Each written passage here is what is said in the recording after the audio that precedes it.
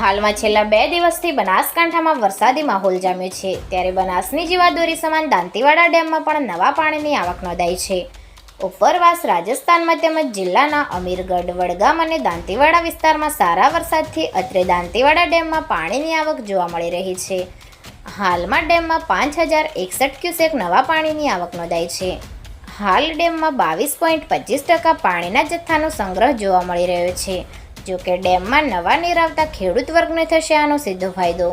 દાંતીવાડા ડેમમાં નવા નીરની આવક થતાં અત્રે બનાસકાંઠા જિલ્લાવાસીઓમાં પણ ખુશીની લહેર જોવા મળી રહી છે.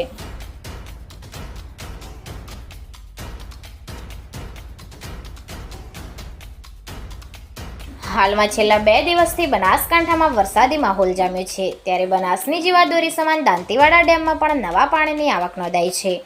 ઉપરવાસ રાજસ્થાનમાં તેમજ જિલ્લાના અમીરગઢ, વડગામ અને દાંતીવાડા વિસ્તારમાં સારા વરસાદથી અત્રે દાંતીવાડા ડેમમાં પાણીની આવક જોવા મળી રહી છે.